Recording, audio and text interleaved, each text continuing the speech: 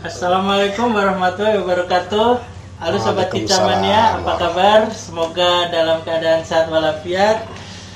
Sobat, kebetulan saya nongkrong di warung di daerah Lembaijo, kedatangan tamu istimewa nih Sobat. Seorang tokoh penangkaran murai batu. Beliau adalah pendiri PMBN. PMBN itu Peternak Murai Batu Nusantara yang membernya itu sudah puluhan ribu se-Indonesia. Luar biasa nih Sobat.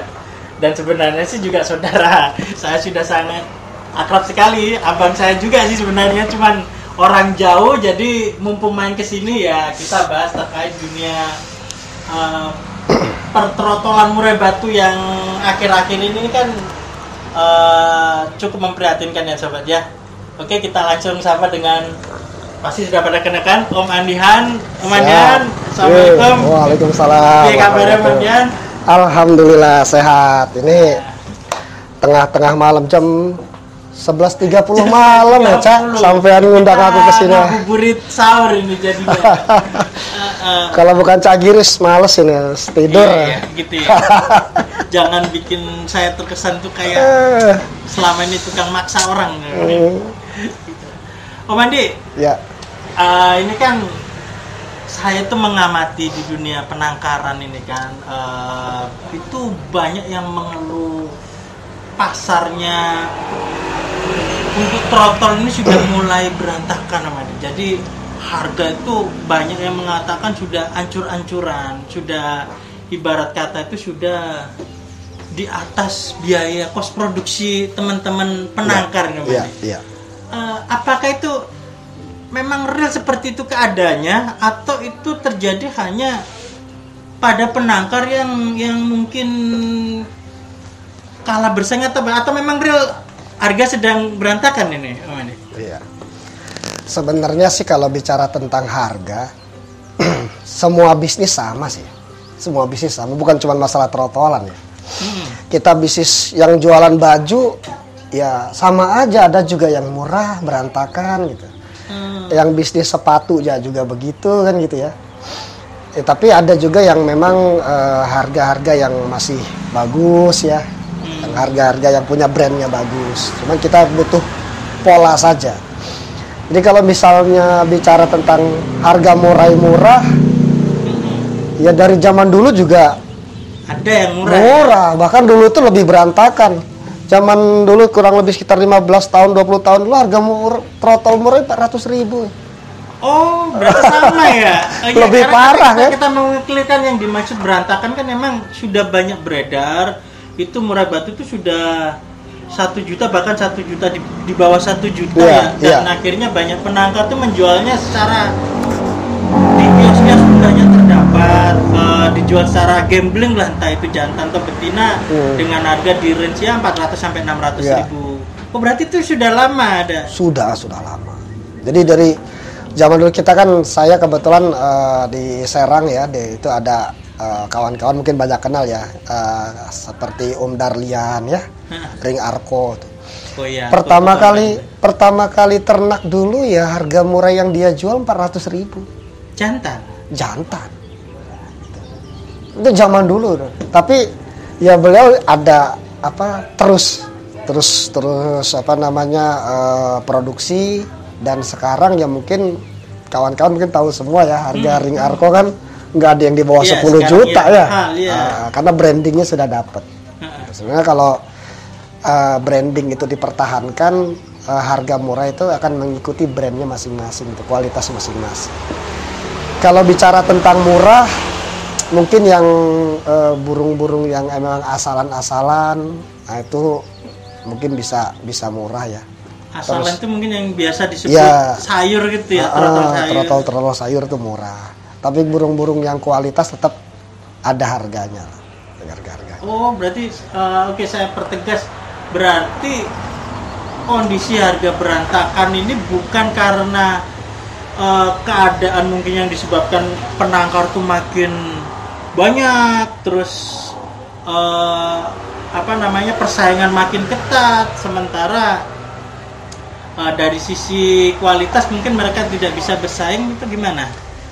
Ya itu juga jadi faktor sih, jadi faktor. Tapi kalau misalnya itu kita jadikan alasan gitu ya, ya kurang tepat juga. Oh, karena jadi nggak boleh putus asa. Iya, gitu ya? Karena posisinya dari zaman dulu juga ya justru malah terjadi peningkatan.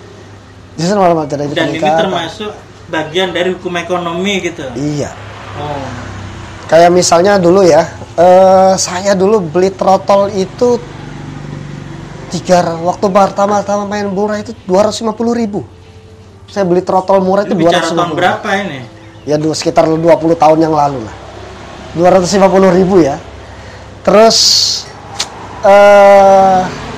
waktu itu penangkarnya juga ya kesulitan juga kan, kesulitan menjual, kesulitan harganya terlalu murah gitu lah. Dan bersaing dengan murah hutan. Bersaingnya dengan hutan lebih banyak kan gitu. Karena dulu penangkar masih sedikit kan gitu. Dan nangkep murai lebih mudah dulu kan, apalagi di Sumatera kan di belakang rumah ada gitu loh. Ada. Makanya ya cuman ini bentuk perjuangan aja. Kalau dibilang burung murai sekarang karena memang sudah banyak, ini merasa ini lebih murah mungkin karena memang informasinya saja yang terlalu lebih cepat sekarang. Jadi karena faktor era digital. Era digital ini lebih cepat. Jadi kalau misalnya kita jualan 2,5 juta, 3 juta kawan-kawan kan, yang jual 1 juta kan lebih cepat dia naik juga. Sehingga orang lebih ngeliat banyak terekspos. Jadi mereka itu ada unsur kepanikan sendiri, akhirnya pengen murah-murahan supaya cepat laku karena kan produk ini kan juga ada kos produksinya kan ya, supaya cepat keluar lah kan gitu. Iya. Tapi kita tuh kenapa saya kebetulan di PMBN ya, di Peternak Mereka. Saya selalu bicara begini ke kawan-kawan PMBN.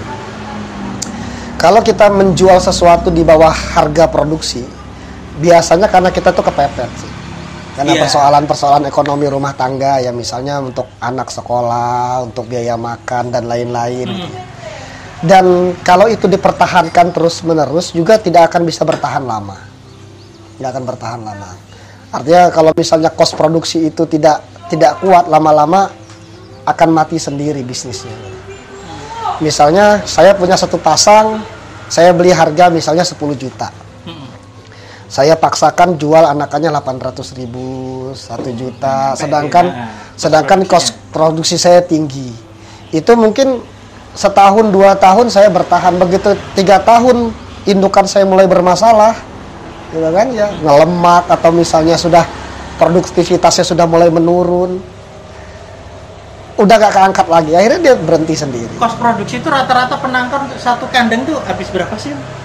Relatif sih ya, relatif. Enggak, untuk standarnya misalnya yang dikasih makan standar gitu untuk sebulan tuh ya kurang lebih sekitar 400-500 ribu lah. Dan untuk burung produksi itu dalam setahun itu kalau standar aja itu biasanya berapa kali? Jadi kan hitungannya gini ya, kalau kita sebulan 400 ribu untuk anakan satu kandang ya, untuk anakan indukan dan anakan misalkan 400 ribu. Kita bisa jual anakan di angka umur 2 bulan, 3 bulan. Tandanya sekitar 1,2.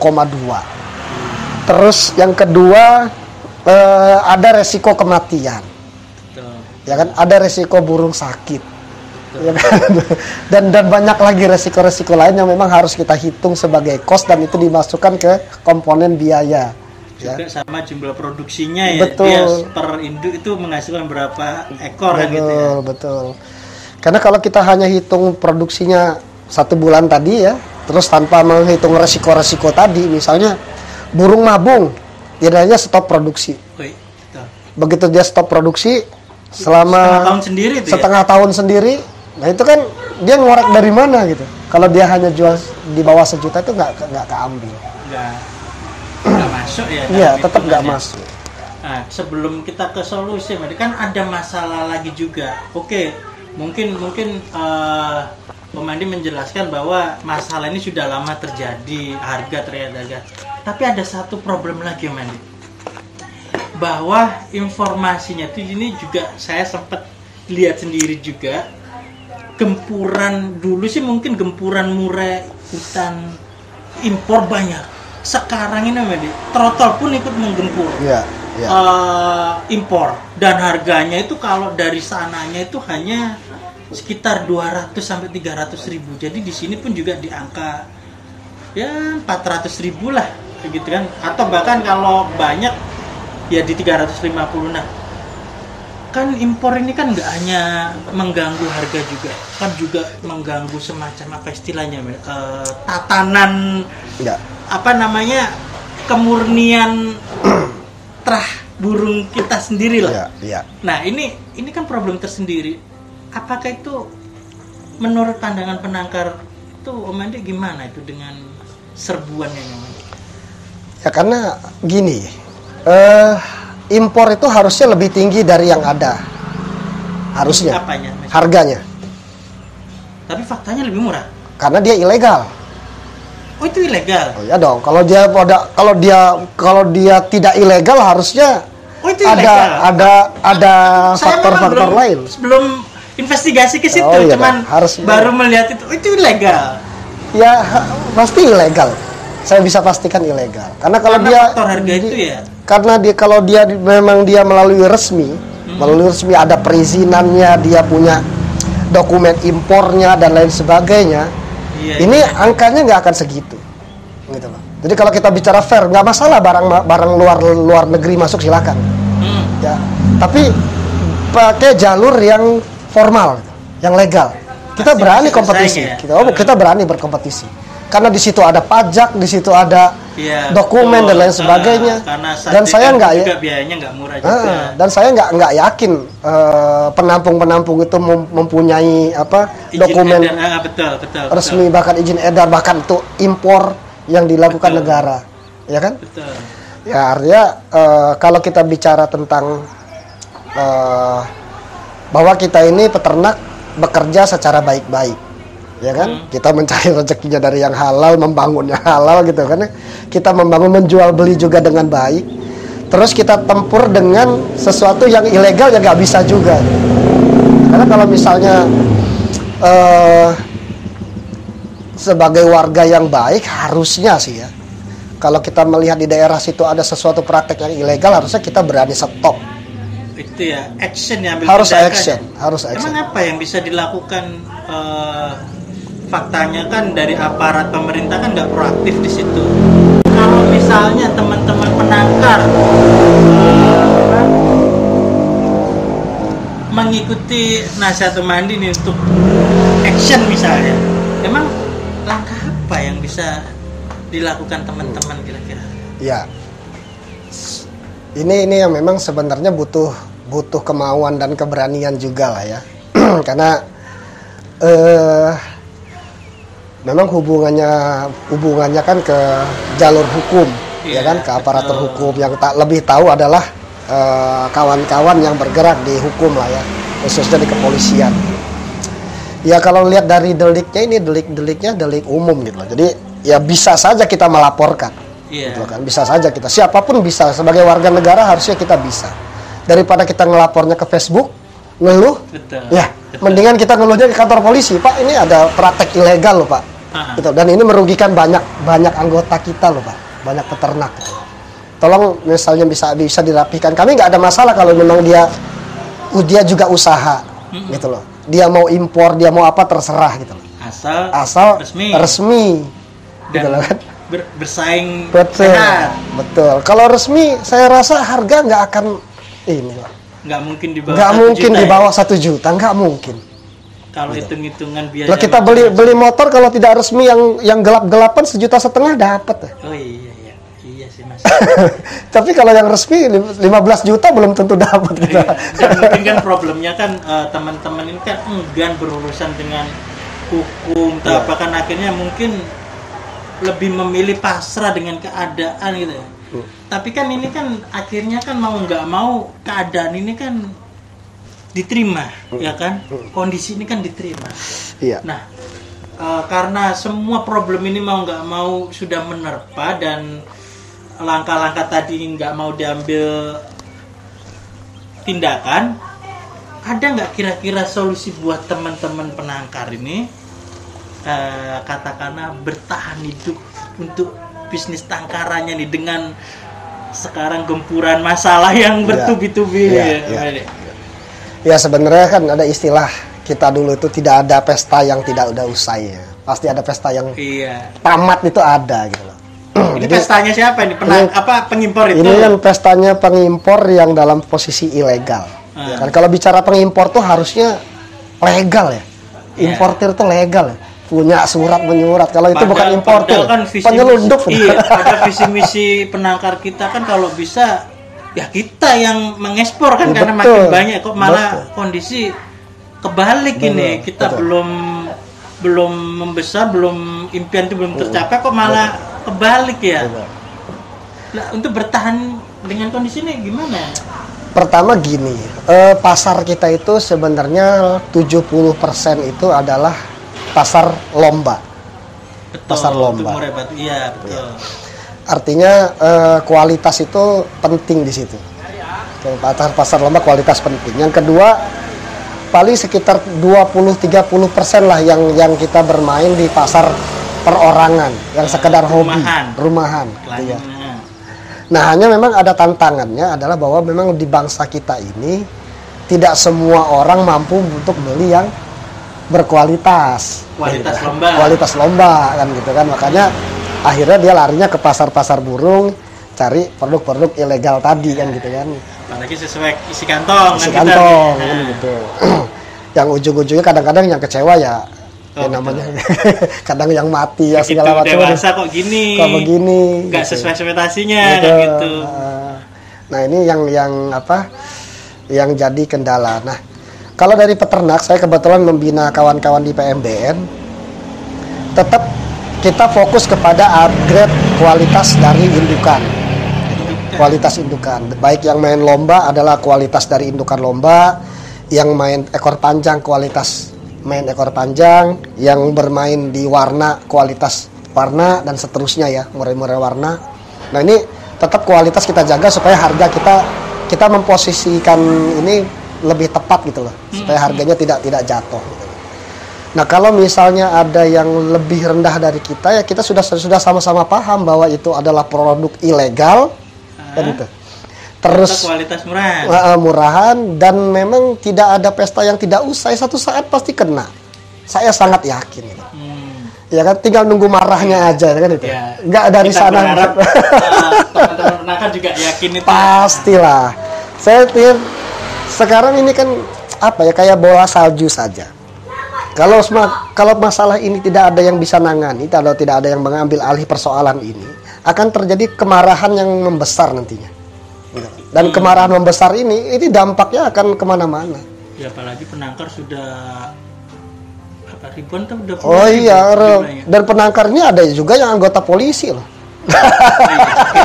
Iya, anggota polisi. Iya, kalau dia sudah kesel nanti gara-gara harga kesel kan, ini buat laporan sendiri selesai kan gitu. Jadi ya kawan-kawan yang bermain ilegal bukan kami menghalangi rezekinya ke sana gitu loh, ya kan?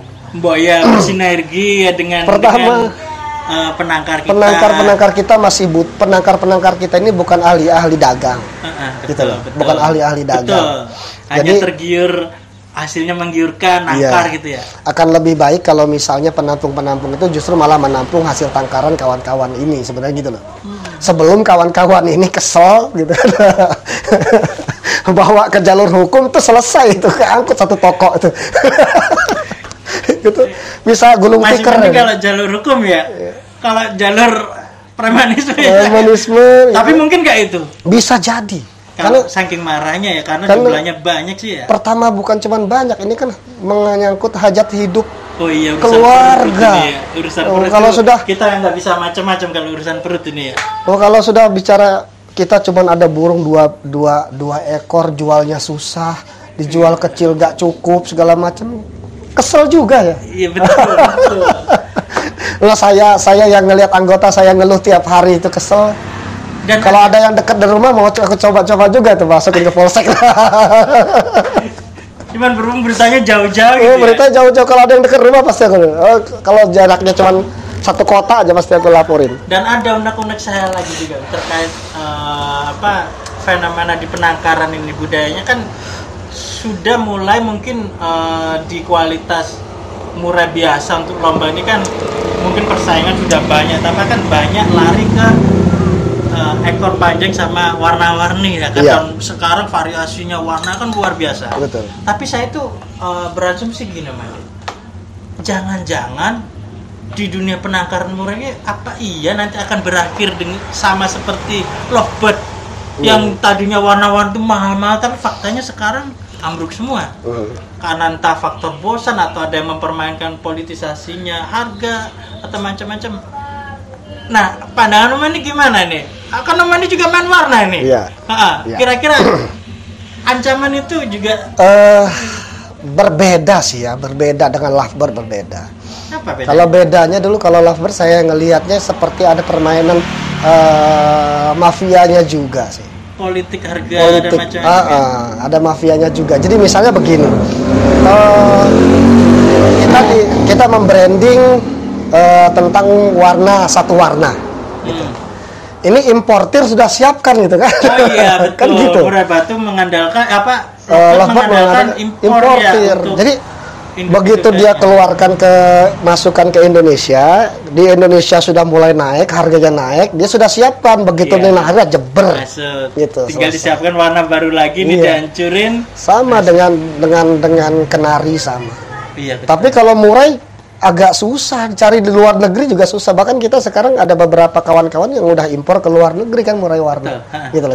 Artinya karena sumbernya dari sini sendiri gitu. Kreativitasnya dari sini gitu. Penyakitnya itu merubah mutasi-mutasinya di sana. Kalau Lovebird belum bahannya ada. Awalnya dimulai dari impor. Gitu loh. Bahkan kalau Lovebird penelitiannya sudah selesai. Penelitian apa ini? Penelitian tentang warna itu selesai. Udah mentok. Masalahnya itu begini. Kalau Lovebird warna A diganti disilang dengan warna B bakal keluar itu sudah ada petanya gitu. Oh iya betul. Sudah ada petanya. Dan yang hanya yang setahu saya nih yang masih ada harganya nih yang benar-benar warna yang luar biasa, memang nggak tahu. Iya. Dari silang mungkin eksperimen sendiri tapi yang secara resmi sudah mentok ya. Iya. Ini sama ini keluarin ini udah mentok. Iya. Kalau Murai Batu masih terus nggak ada, belum ada penelitiannya. Masih itu ya, masih terus. Kalau eksperimen kalau paruh bengkok itu sudah ada penelitiannya.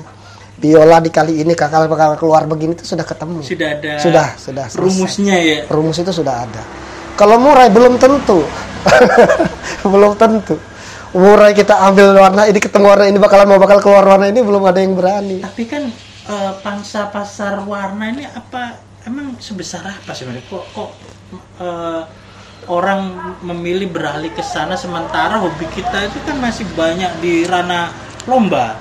Yang saya ketahui nih ya, mungkin ada 1-2 gitu kan, yang tipikal warna atau ekor panjang itu hampir nggak ada atau jarang berprestasi di lomba-lomba, atau bahkan kelihatan aja jarang gitu loh. Terus ceruk pasarnya ini sebesar apa? Itu kalau analisa prospek ke depan ya, dengan saya pikir begini, kawan-kawan peternak di Indonesia ini kreatif. Kalau misalnya dinyatakan bahwa sekarang warna-warna ini tidak fighter lah ya, belum ada di lomba lah ya, satu saat saya sangat yakin bakal diciptakan yang namanya warna-warna fighter itu bakal keluar. Itu akan jadi unik. Iya. Jadi kreativitas kita ini luar biasa. Ada beberapa sudah mulai tampil kan? Betul. Udah menang gitu ya? Iya. Flora sudah mulai menang. Mungkin nanti ke depan mereka akan silangkan ke burung-burung yang fighternya lebih tinggi ya. Nah ini ceruknya makin membesar ya. Dan sebenarnya yang membuat harganya bagus itu dia setiap step itu ada pasarnya. Contoh misalnya Om Giri ternak murai warna. Yang ngambil umur 7 hari ada itu. Ada. Telur aja ada. Nah, terus selanjutnya nanti umur 3 bulan ada juga. Beli dari Om Giri. Beli dari saya, misalkan saya ngambil dari Om Giri ya. Saya ambil dari umur 3 bulan. Saya rawat umur 6 bulan, udah siapan misalkan umur 8 bulan, ini ada lagi nih yang ngambil. Ada lagi yang ngambil. Jadi tahapan-tahapan ini ada terus. Dan harganya naiknya gila-gilaan ini. Tapi kan ini, yang unek-unek saya kan gini, yang mungkin ini hanya asumsi saya Man dia. Orang beli murai warna, itu setahu saya motivasinya itu untuk ditangkar. Iya. Ya kan ditangkar, akhirnya kan menciptakan penangkar lagi. Sementara yang real penghobi atau pengoleksi ini saya sih belum tahu pastinya sebesar apa ini. Nah makanya saya itu bertanya-tanya, ketika penangkar orang yang motivasinya ditangkar ini mulai habis, nah ceruk pasarnya ini gimana? Apakah yang mau nggak mau harus beralih yang tadi itu, harus mulai merambah ke dunia kualitas lomba walaupun warna gitu? Kalau saya melihat prediksi kedepannya seperti itu, karena murai warna ini kalau misalnya hanya ceruk pasarnya di peternak gitu ya, nanti akan lari ke ceruk pasarnya ke pemain. Kita ini kan cuman main burung ini kan cuman begitu-begitu aja. Betul. Gitu. Pada saat ini sudah bermain ke kolektor, dia nggak akan jadi apa-apa gitu. Betul. Tapi begitu ini bermain sudah ke pemain, terus IO sudah mulai mengadakan, ada beberapa IO sekarang sudah ada lomba burung warna, gitu kan sudah mulai digalakkan. Nah ini akan ceruk pasarnya ke pemain, justru malah lebih besar walaupun nanti harganya tidak akan sefantastis. Gitu. Iya sih, emang pandangan saya sih pemain itu memang agak-agak maruk dengan hobinya kan, kalau ngelihat warna tapi kualitasnya oke. Iya. Ya dijabani nama dia kan, dibeli digantang kan gitu. Dan itu loh apa namanya, menariknya itu mudah sebenarnya. Misalnya lomba burung warna, hadiahnya murai albino gitu. Iya. Wah itu albino harga 30 juta loh hadiahnya nomor 1. Wah itu bisa turun semua itu pemain warna. Tapi kalau untuk warna itu perbedaannya dengan yang biasa, yang konvensional, yang kita sebut yang standar lah. Katakanlah yang biasa-biasa aja, bukan kualitas lebih. Warna itu emang semahal apa sih hasilnya? Kok sampai Om Andi itu rela mengarahkan teman-teman PBN, ayo kalau anu mulai ke warna atau apa? Iya. Karena menggiurkan. Ya, karena memang kan saya ngelihat kawan-kawan ini yaitu tadi ya pada dasarnya mengeluh dari soal harga. Terus kita ini sudah biasa berusaha berbisnis ya, memang harga itu berhubungan dengan kualitas. Gitu. Kalau memang dia punya kemampuan membuat burung yang tadinya biasa menjadi burung yang luar biasa, ini juga bisa punya harga yang naik, gitu loh. Jadi ada value yang bisa dinaikkan gitu. Nah kalau memang nggak bisa ya sudah kita main di warna saja. Lebih baik di warna. Sekalian lah ya, nggak nanggung-nanggung lah ya. Karena kalau dia sudah main di warna, nanti ke depan warna ini mungkin tahap awal saya ngeliat 80-90% masih di antar peternak. Antar peternak. Tapi ketika nanti sudah membesar, harganya mungkin tidak akan sefantastis sekarang, akan turun.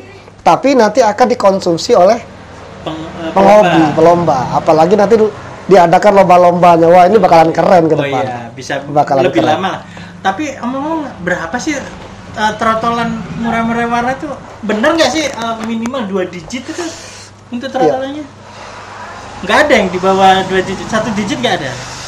Nggak ada. Nggak ada. Untuk warnanya ya. Nggak ada. Katakan kalau di Lovebird kan warna itu kan ada grade-grade-nya ya. Warna ini lebih primadona atau kan lebih mahal.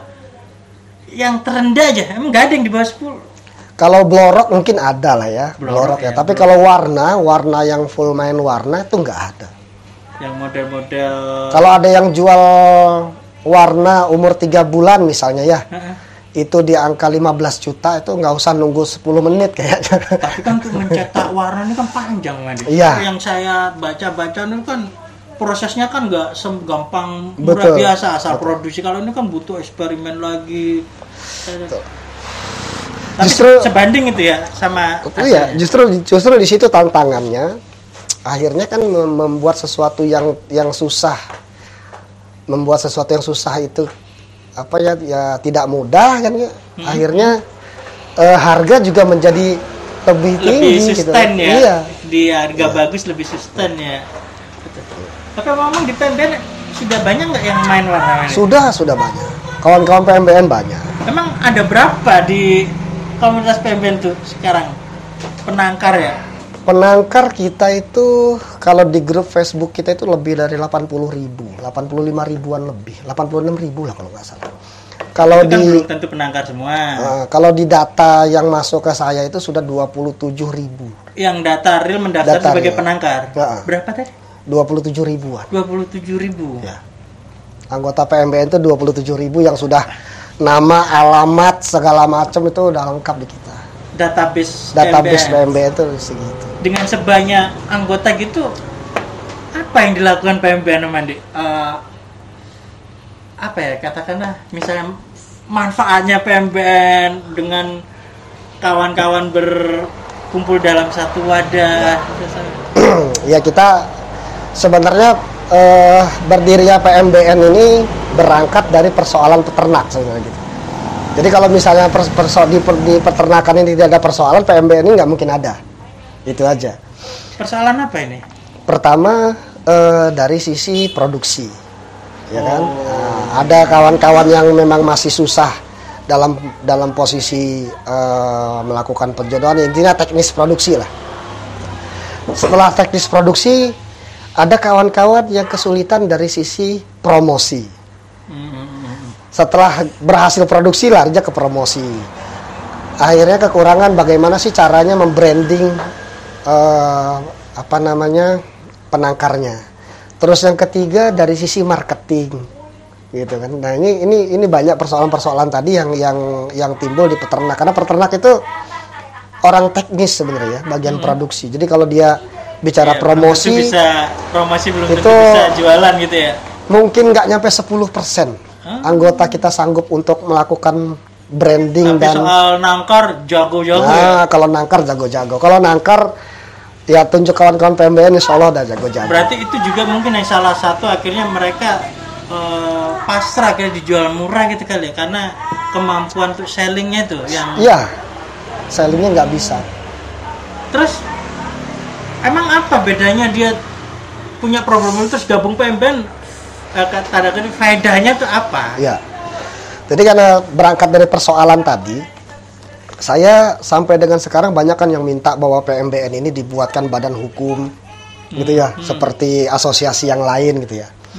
Tapi saya berpikir kalau kita buatkan badan hukum, maka kawan-kawan di asosiasi lain yang ingin belajar juga jadi terhambat gitu ya. Makanya saya ego sektoralnya akhirnya muncul ya. Kita nggak bentuk badan hukum tersebut, kita nggak bentuk. Silakan yang dari organisasi A, B, C, D, selagi kita punya masalah yang sama dari sisi penangkaran, dari sisi produksi, penjodohan dan lain sebagainya, sampai dengan dari promosi dan ini, yuk kita belajar bareng-bareng di PMBN. Sebenarnya begitu loh. Saya berangkatnya. Nah, sehingga baik mau yang ada di konten YouTube PMBN, di Facebook PMBN, itu sudah saya wakafkan untuk kawan-kawan peternak. Jadi kalau misalnya kawan-kawan peternak mau berpromosi, mau segala macam di PMBN, free semua. Fasilitas itu dikasih untuk teman-teman. Iya, untuk kawan-kawan. Jadi kalau kawan-kawan, nih saya punya video tentang ternakan saya minta posting di PMBN, silakan. Bahkan nih kan kalau grup-grup burung kan ketakutan kena ban ya, kalau jualan ya. Memangnya di asosiasi-asosiasi lain nggak ada gitu-gitu? Saya nggak begitu paham juga ya, cuman mungkin kawan-kawan entah juga, biasanya mereka lebih nyaman ke PMBN. Emang apa aja fasilitas yang dikasih PMBN buat teman-teman yang berkumpul dalam satu wadah itu? Kan problemnya kan susah jualan, susah promosi. Terus perbedaannya apa ketika mereka PMBN yang bisa dimanfaatkan tuh apa? Pertama gini, persoalannya kan kalau kita ambil lihat ada produksi, ada promosi, distribusi dengan pemasaran lah ya. Di produksi sebenarnya kawan-kawan di PMBN itu mau konsultasi siap kapanpun silakan. kita siapkan admin kita. Oh. Itu banyak. Jadi kalau mau konsultasi apapun silakan. Bahkan ke saya itu saya kadang-kadang sehari bisa sampai 100 orang konsultasi itu saya layani. Oh, jadi tidak hanya sekedar kayak grup-grup lain yang hanya diskusi ini terus orang bisa, kan kadang yang saya lihat kan di grup-grup kan orang bermasalah, orang jawab kan macam-macam tuh bebas kan. Iya. Jadi perbedaannya kalau di PMBN itu lebih terstruktur atau gimana ya? Iya. Sebenarnya karena memang berangkatnya dari persoalan tadi ya, oh saya ngeliat seperti itu, kalau gitu solusinya seperti apa, kawan-kawan butuh konsultasi. Konsultasi, oke. Kalau begitu saya buatkan sekitar 56 orang, itu kawan-kawan bisa menghubungi 56 orang tuh admin-admin kita, bahkan bisa menghubungi saya langsung untuk konsultasi persoalan teknis peternakan. Admin tuh adminnya siapa? Orang-orang yang kita tunjuk itu sudah ada. Admin-admin PMBN itu sudah ada. Artinya kan mereka sudah punya pengalaman gitu kan. Itu silakan kawan-kawan yang peternak. Dan mereka suka rela gitu. Iya. Tapi orang-orang yang dan ini bukan hanya untuk anggota PMBN. Bebas. Silakan ya, selagi dia pengen ternak burung murai, mau belajar ternak burung murai, mau konsultasi silakan. Oke. Gitu. Supaya mereka tidak mengalami kesalahan-kesalahan di awal. Terus yang kedua tentang promosi. Tentang promosi, saya mempersilahkan kawan-kawan tuh berjualan. Saya nggak peduli bahwa grup itu di ban Facebook, mau apa terserah. Kalau mau jualan silakan, di PMBN silakan, di Facebook PMBN silakan, di YouTube PMBN silakan, itu jualan silakan. Saya persilahkan kawan-kawan. Jadi saya buka seluas-luasnya untuk kawan-kawan bisa berjualan. Gitu loh. Tapi yang harus diingat kalau jualan di PMBN adalah target marketnya adalah peternak-peternak kawan-kawan kita sendiri. Betul. Artinya kalau misalnya kawan-kawan mau jualan burung lomba akan lebih efektif ke target market yang lain. Gitu. Dan insya Allah ke depan juga akan saya buatkan beberapa grup-grup untuk kawan-kawan penghobi lomba untuk target market kawan-kawan PMBN. Iya betul. Terus yang kedua kita sekarang lagi develop dan alhamdulillah sudah selesai di Ramadan ini. Itu lapakburung.com. Apa itu? Jadi lapakburung.com itu kawan-kawan PMBN semua itu jualan di satu web. Jadi nanti kawan-kawan bisa lihat di Play Store ada ya lapakburung.com, di webnya juga ada. Itu kalau butuh trotolan ya cari di situ sudah ada. Di Lapak Burung tuh. Jadi dari mulai ya seluruh Indonesia lah ya. Dari Sumatera, Kalimantan. Jadi orang bisa Jawa, memilih sesuai dengan mungkin kedekatannya, lokasinya, kantongnya, kualitasnya. Sudah bisa. Ada. Tapi apa bedanya dengan teman-teman tuh mencari burung ya di medsos-medsos itu?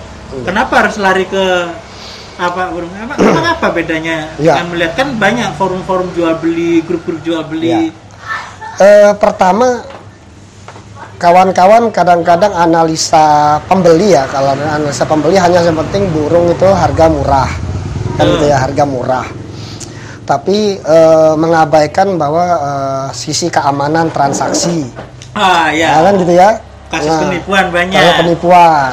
Makanya kita buat lapak burung ini. Nanti yang konsumen itu langsung transfernya ke rekening lapak burung.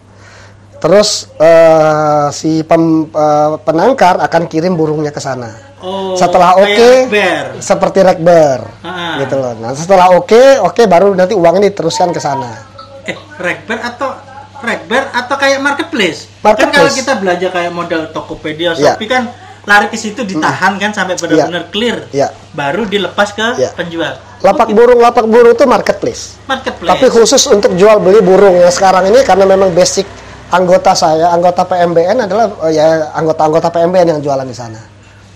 Itu web atau sudah ada aplikasi kayak Shopee, Tokopedia atau Lazada?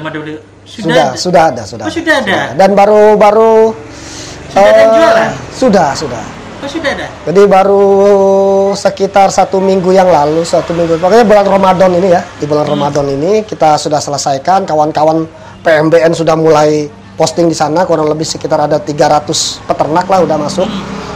Terus setelah Lebaran nanti Idul Fitri itu kita sudah mulai gas untuk promosi.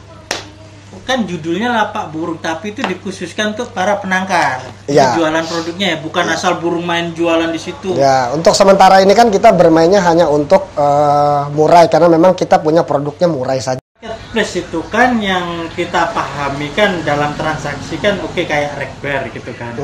Tapi kan itu udah mati Om Andi ya. Jadi kalau ketika dikirim ada ketidakpuasan pembeli, entah itu rusak atau nggak berfungsi atau kekurangan komponen, tinggal diklaim, dikembalikan, dibatalkan, barang dikirim mungkin lebih mudah dan biayanya kan juga lebih murah.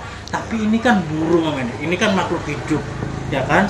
Kalau seandainya ketika sudah transaksi terjadi, burung dikirim, entah dengan alasan apa, calon pembeli ini merasa nggak puas atau ternyata berubah pikiran, uangnya mau dipakai apa, akhirnya membatalkan. Nah ini kan merugikan banget buat penangkar. Jadi ongkos kirim mahal, resiko kematian ada. Nah ini kalau di lapak burung sistemnya gimana kira-kira dalam transaksi itu?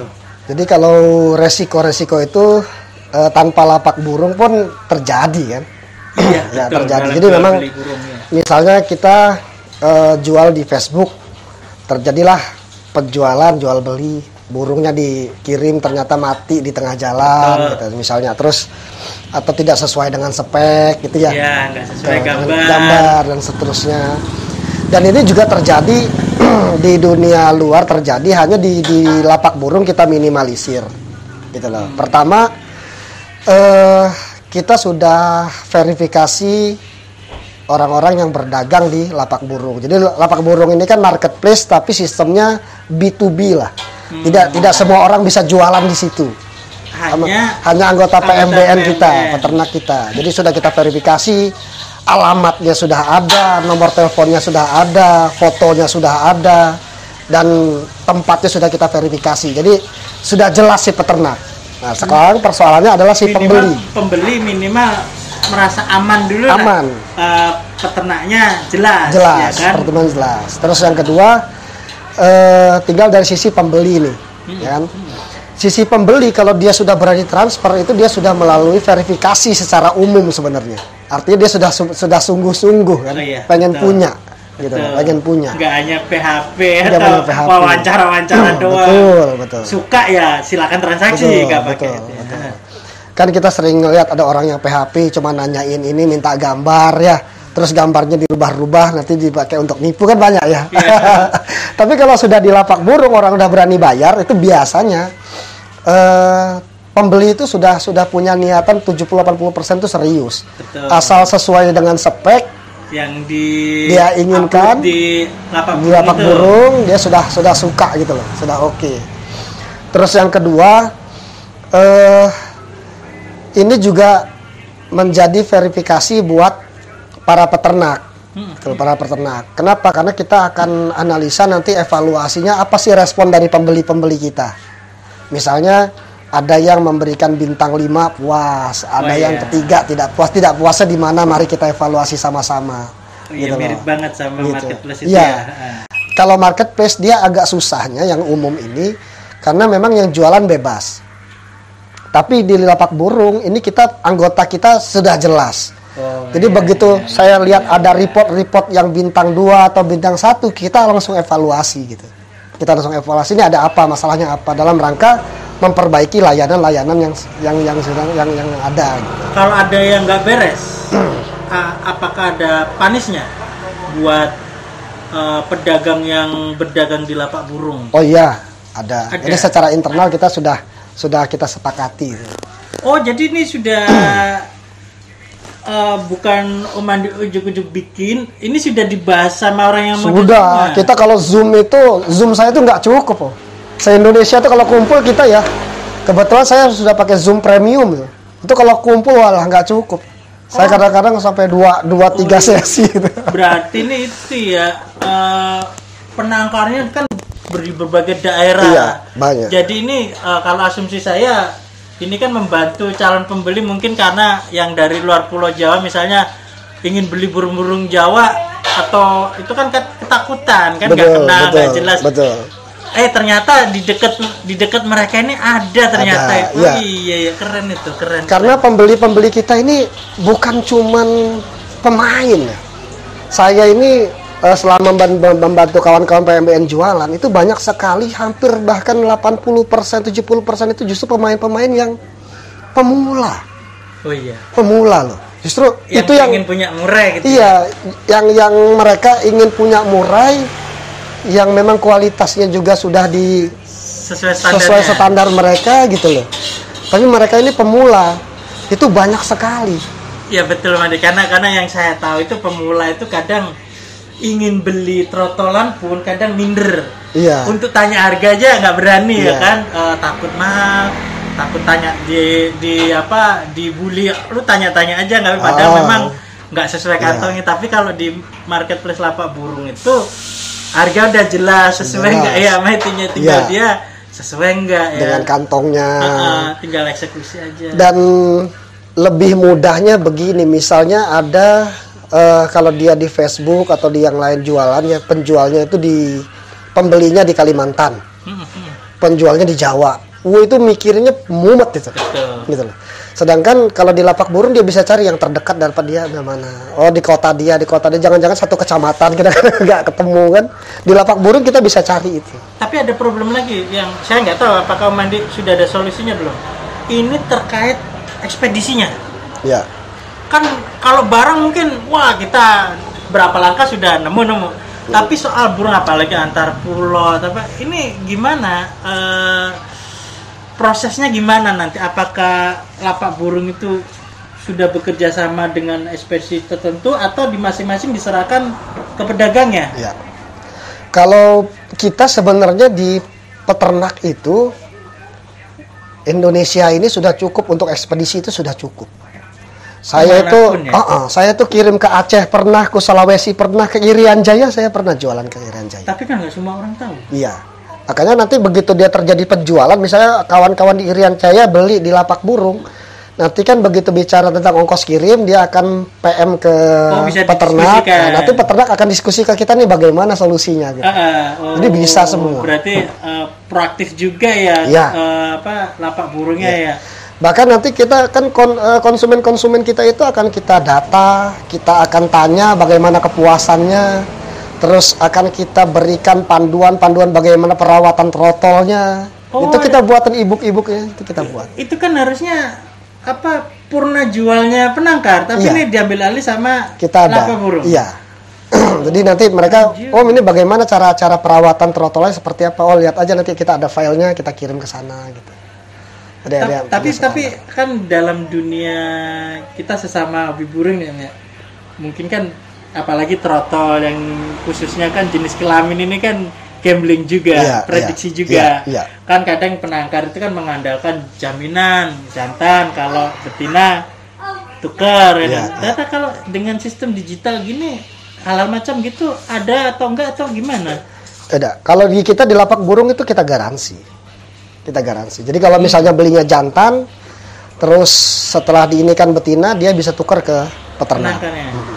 Kita Dan garansi. itu sudah disepakati bersama? Sudah. Karena yang paling penting dalam bisnis ini kan kepercayaan tadi loh. Kenapa kita buat lapak burung? Karena supaya ini menjadi kepercayaan konsumen. Ini yang akan kita besarkan, yang akan kita perluaskan manfaatnya, sehingga orang konsumen, orang umum dimanapun kalau mau cari burung yang terpercaya, yang penangkarnya jelas, purna jualnya baik, pelayanannya baik, ya di lapak burung. Berarti kita nggak akan lari. Itu kan saya dengar kan yang diperjualbelikan itu juga diwajibkan pakai ring PMBN. Iya, ring PMBN. Berarti kayak yang itu bisnis ring juga dong. Apa bedanya dengan ring-ring lainnya? Kan cuannya kan kalau kan gede. PMBN gimana itu? Gede. Jadi kita buat ring PMBN itu bedanya dengan setelah tahun lalu. Ingat betul di bulan Ramadan juga. Jadi sudah 1 tahun. Udah 1 tahun. Udah tahun. Setelah itu saya kumpulkan laba-labanya, sebagian kita gunakan untuk sedekah, sebagian kita buatkan untuk aplikasi-aplikasi yang seperti lapak burung ini. Ya kan kita membangun aplikasi ini juga nggak murah. Betul, Gitu ya. betul. Kita ada sewa server, kita bayar programmer segala macam, kan tidak murah. Nah ini kita sisihkan ke sana, semuanya kita optimalkan untuk bagaimana membesarkan peternak. Berarti ini sudah sukarela para penangkar. Sampean apa ngasih janji-janji?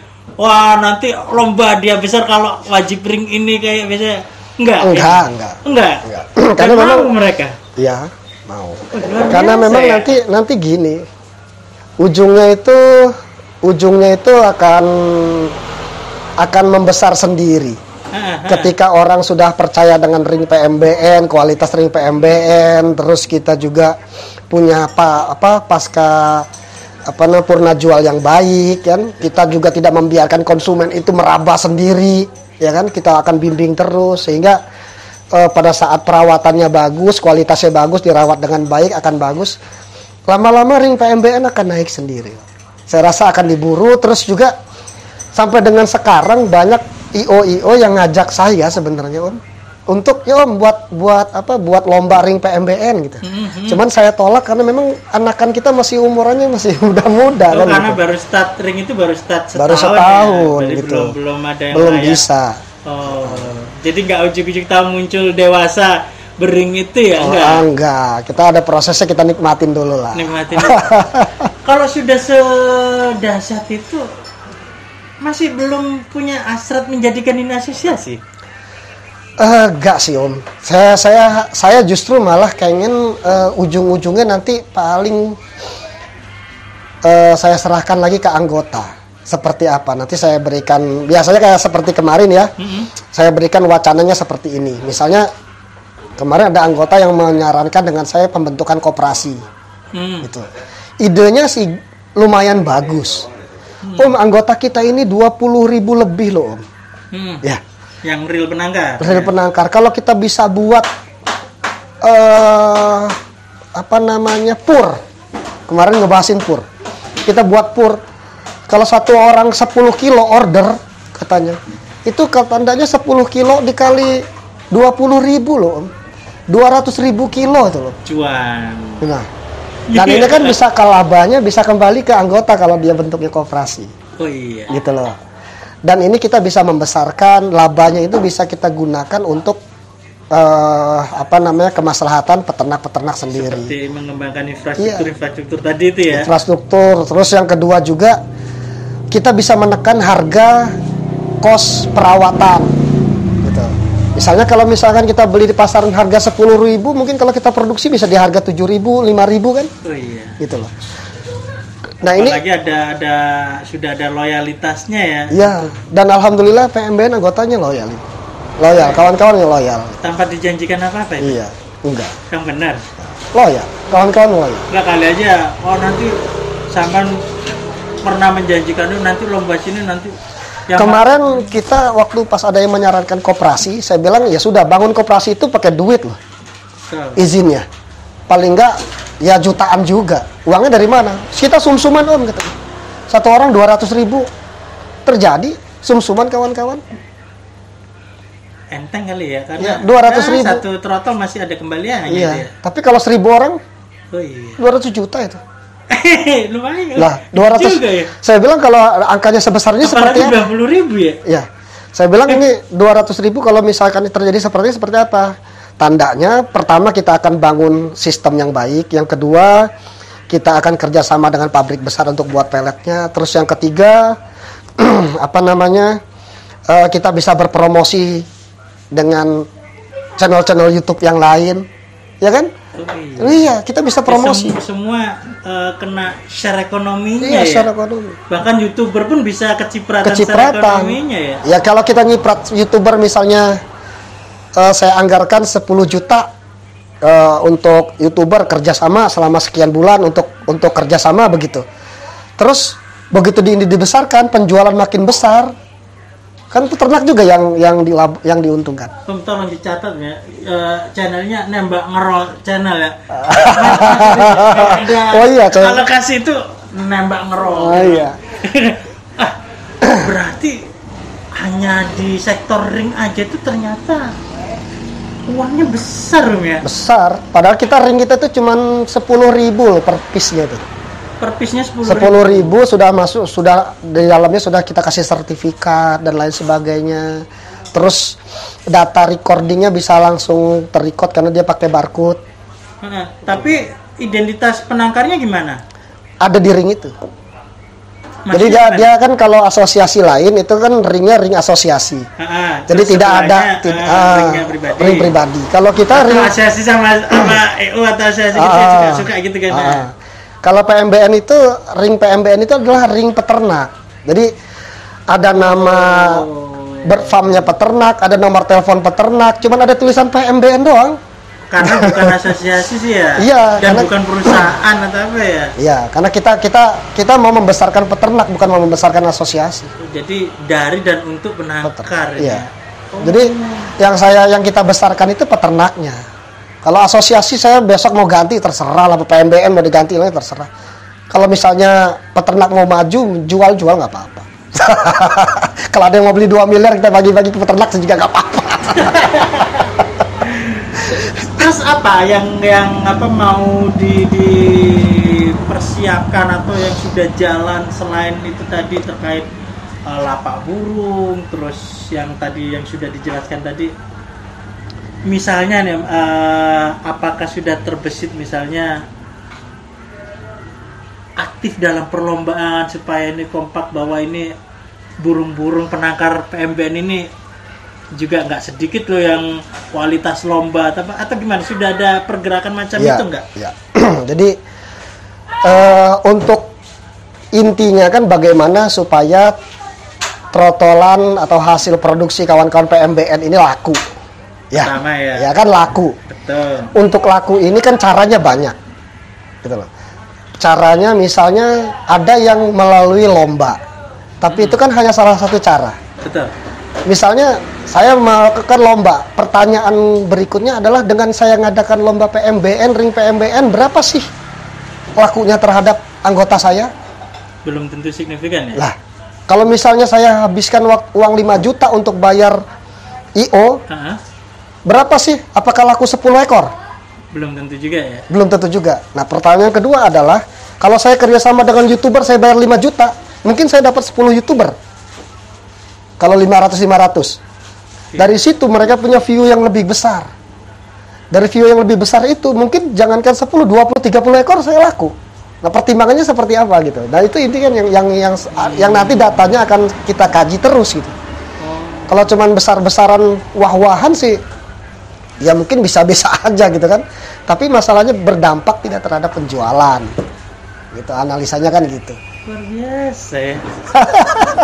Enggak, saya tuh belajar emang beda gitu loh. Sama yang lainnya beda gitu.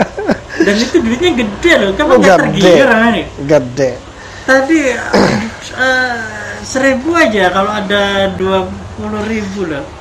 Lu sekarang kalau peternak PMBN itu yang sudah menggunakan ring di angka 1.000 orang, Cak.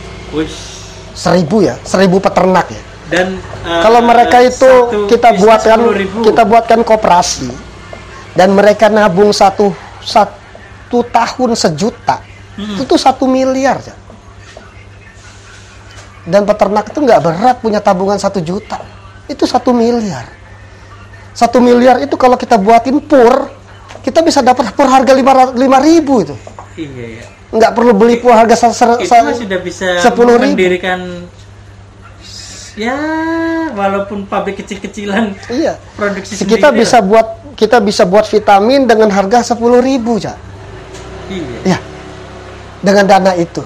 Yang harusnya peternak beli vitamin harga 30, 75.000. Saya kan jual 75.000. Vitamin burung 75.000 ternak ya. Oh, itu ternak, kirain untuk lomba. Kalau saya jual 25.000. Nah, kan gitu kan? Kan tapi kalau vitamin mau 25.000, saya beli banyak harga 15.000, ngasih nggak? Kasih. Kan untung kan peternak saya. Selama ada untungnya kasih. Ya. kan laba peternak saya. Jadi dengan dana yang ada tadi kita bisa berbuat banyak untuk peternak. Saya bisa kita hari Kamis 2 hari lagi saya ketemu dengan Caron Popan CPP. Caron Popan kita tahu pakannya kan luar biasa ya. Itu pabrik terbesar, kalau menurut saya terbesar di Asia itu Caron Popan.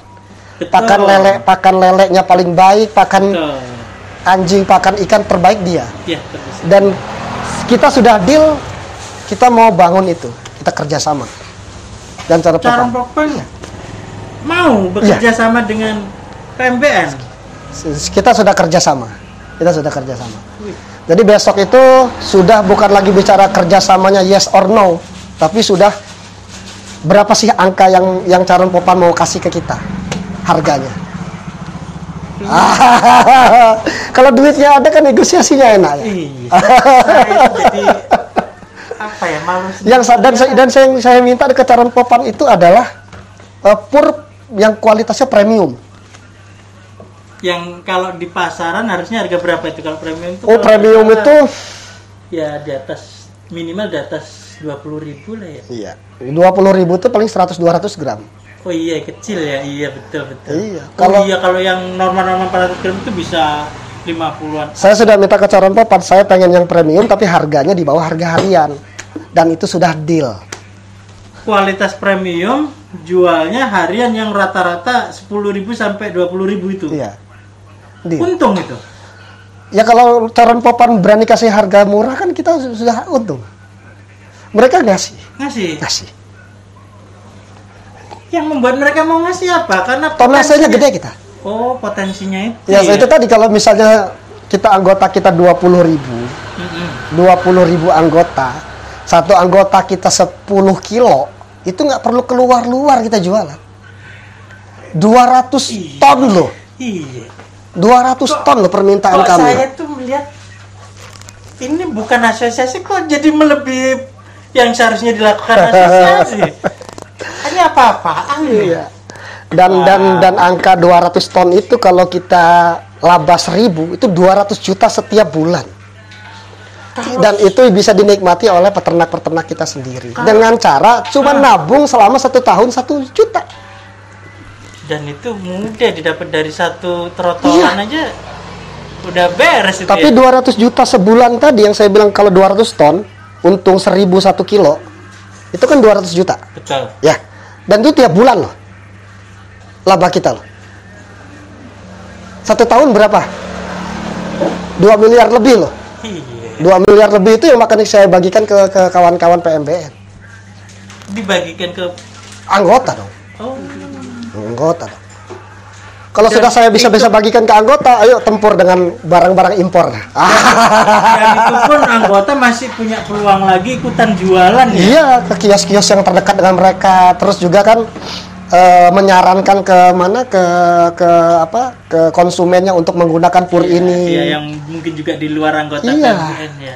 Gitu. Nah, kalau misalnya satu anggota bisa ngajak 1 orang, tandanya kan kenaikannya bukan 200 ton, 400 ton. Karena satu peternak ngajak 1 orang. Kalau sudah selancar itu, ini kira-kira sudah ada belum terbesit visi misi? Nggak tahu sih, saya nggak tahu fakta data hasil produksi penangkar PMBN. Iya. Kira-kira sudah bisa untuk pasar ekspor nggak, atau memenuhi pasar lokal aja belum cukup? Ya, sebenarnya untuk pasar ekspor kita belum banyak lebih dalam menjajaki sih. Saya belum banyak menjajaki, tapi langkah ke sana sudah pernah saya ambil. Kita diskusi dengan kawan-kawan yang memang biasanya bermain ekspor.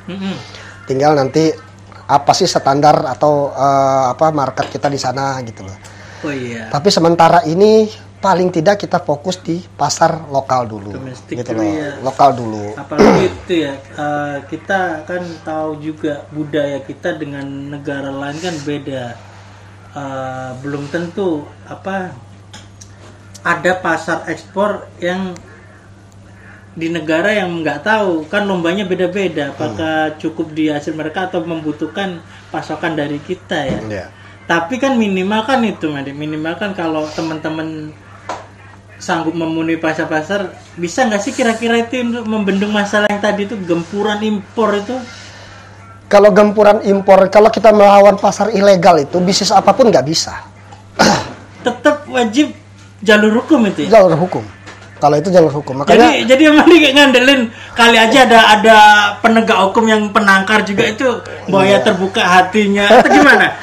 Ya kalau sebenarnya begini sih ya, kalau saya misalnya dikasih amanah oleh Allah bahwa saya ini penegak hukum, ya kan, apalagi saya penangkar, saya rasa membiarkan hal ini terjadi itu zolim banget, gitu loh. Kenapa? Karena ini mengganggu masalah rumah tangga penangkar, terus membiarkan hal yang tidak benar ini terus berjalan, gitu. Apalagi ikut bergelut dalam bisnis itu ya. Terlalu zolim saya bilang. Karena dia punya, Allah berikan kemampuan, dia sebagai penegak hukum, dia tahu bagaimana celah hukumnya, melihat persoalan ini dan tidak tergerak, itu menurut saya wah terlalu. Emangnya kira-kira ada nggak penegak hukum yang nangkar emang? Banyak. Oh ya? Banyak. Saya berharap kawan-kawan penegak yang memang punya potensi ya, punya profesinya dan punya pengetahuan hukum lebih baik gitu ya. Ya saya mengajak harusnya dilakukan langkah-langkah yang benar ke sana gitu nih. Kita bukan mau menghalangi rezeki orang, tapi kita sama-sama meluruskan, yuk kita cari rezeki sama-sama yang positif itu, yang baik, yang halal gitu loh. Betul. Kalau memang mereka mau impor, dokumen impornya diperbaiki. Silakan. Kita juga bersaing gitu loh. Kan? Nanti saya akan menekan, kalau memang saya sudah melakukan prosedur impor dengan baik, saya bisa jual di angka 800.000, maka saya akan berpikir bagaimana anggota saya bisa menekan kos produksi di bawah 800.000 misalnya. Tapi kalau misalkan mereka melakukan ilegal, motor ilegal nggak akan bisa dikalahkan, mobil ilegal nggak mungkin bisa dikalahkan. Murah banget ya. Loh, apa yang ilegal yang bisa kita kalahkan? Namanya ilegal gitu, barang nyolong ya. Dan itu kan kita kawan-kawan yang punya kemampuan di bidang hukum, dalam rangka ini adalah meluruskan, menghalalkan pendapatan kawan-kawan yang masih bermain itu. Betul, Madi, itu memang menjadi keprihatinan kita karena kita memasukkan burung ke sini pun ilegal. Burung-burung kita yang langka-langka endemik kita dicuri keluar secara ilegal juga. Kok kasihan amat ya Indonesia ya? Iya. Masuk aja ilegal, keluar ilegal juga. Boya kalau ilegal ketemu ilegal ya, dan boya asli prihatin ini ya, prihatin. Ini kalau misalnya kayak mereka melakukan dokumen yang baik ya, segala macam, saya nggak yakin itu di bawah 1 juta, saya nggak yakin. Iya, soalnya kan sepengetahuan saya itu keluhan dari penangkar sini, nggak tahu di Mura ya, kayak penangkar lain, burung-burung yang sudah ada permintaan luar negeri kayak cucak rawa, itu memang sulit untuk melakukan ekspor, karena farm itu selain membutuhkan izin tangkar yang itu ada izin edar baik domestik atau luar negeri, dan itu nggak mudah dan nggak murah gitu loh. Dan seharusnya kalau keluarnya sulit, masuknya ya dipersulit juga lah, jangan dipermudah. Kalau kita bicara jujur, permintaan burung paling besar itu ya kita. Betul. Indonesia. Ya kan, ngapain pasarnya keluar-luar? Ya kan, cuma bagaimana caranya barang luar yang masuk ini itu masuk secara ilegal. Silakan kalau mereka secara legal. Kalau secara legal mereka dagang, itu sudah standar negaranya baik, standar agamanya baik, ya silakan aja. Gitu. Tapi kita ini jangan disuruh tempur dengan yang ilegal, nggak mampu gitu. Tapi sisi positifnya di PMBN itu minimal bergerak ya untuk berdiskusi, cari solusi, bukan kumpulan penangkar tukang ngeluh ya dengan keadaan, atau gimana? Atau ngeluh-ngeluh juga? Kalau ngeluh sih manusiawi, manusiawi. Tapi kita ini kan kita yang admin selalu saya besarkan hatinya gitu loh. Kalau tidak ada orang yang tidak punya masalah, kan gitu ya. Iya. Persoalannya bagaimana kita dewasa mensikapi masalah-masalah yang ada. Dari mulai kawan-kawan ngeluh masalah penjodohan susah, masalah segala macam susah. Saya bilang awalnya karena posisinya milih burungnya salah. Milih burung yang susah diternak. Kalau itu faktor edukasinya Edukasi. ya. Kita mau ternak ayam aja milih-milih indukan yang bagus bagaimana. Iya. Ini milih burung yang asal-asalan, kan? Burung yang barusan tangkapan hutan masih gerabak-gerabak. Mantap. Luar biasa sobat. Jadi inilah dinamika yang terjadi di dalam dunia penangkaran murai batu sobat. Ternyata permasalahannya itu luar biasa. Tapi ya syukurlah masih ada apa sebutnya ya, perkumpulan apa atau gimana ini, kita menyebut perkumpulan aja ya, yang peduli, yang akhirnya kompak bergerak, baik bertahan hidup ataupun meningkatkan potensi diri lah, minimal adalah tidak hanya sekedar apa perkumpulan yang hanya ngeluh, yang hanya sibuk pusing dengan harga murah, tapi kompak mencari solusi juga. Om Andi, kira-kira apa, punya pesan tersendiri buat para penangkar, atau jangan bersponsor, jangan beriklan ya. Di sini dilarang keras beriklan, tapi kalau wejangan atau apa boleh. Iya. Tapi kalau beriklan di konten saya, nggak saya tayangkan. Ya, jadi pertama untuk penangkar murai batu, bahwa memang ada kita yang berlatar belakang hobi. Tapi kita sama-sama sudah sadari bahwa memang dunia burung ini sudah masuk ke ranah bisnis. Gitu. Iya, sudah industri ya. Ke masa industri, sehingga kita juga harus berpikir bahwa memang beternak ini sudah harus di-create dengan baik manajemennya, di-create dengan baik potensinya, sehingga ini bisa mempunyai daya jual yang baik. Gitu. Terus yang kedua, jangan kecil hati dengan harga burung yang terlalu murah segala macam. Percayalah, tidak ada pesta yang tidak usai. Oh betul. Tidak ada pesta yang tidak usai. Sekarang pestanya importir ilegal, ya kan? Ya. Saya sangat yakin satu saat pasti ini akan selesai pesta ini. Ya, sama kayak burung dewa hutan importir juga ya. Akan selesai, dan masa itu butuh orang-orang yang teguh bertahan dalam posisi yang sulit. Gitu loh. Jadi itu yang pesan-pesan saya kepada kawan-kawan penangkar, jangan kecil hati. Bagi yang pemula silahkan, yang mau menangkar burung murai, butuh apa, butuh informasi apa, kita punya banyak informasi seperti ebook itu kita bikinkan gratis tuh. Ebook cara bertangkar murai batu, konsultasi juga gratis. Dan ini bisa dimanfaatkan lah dengan kawan-kawan yang... Oh, berarti masih bisa ya teman-teman penangkar LAN yang di luar PBN untuk gabung ya? Silakan. Dan hanya gabung di grupnya aja ya, silakan, di Facebook silakan. Itu ya?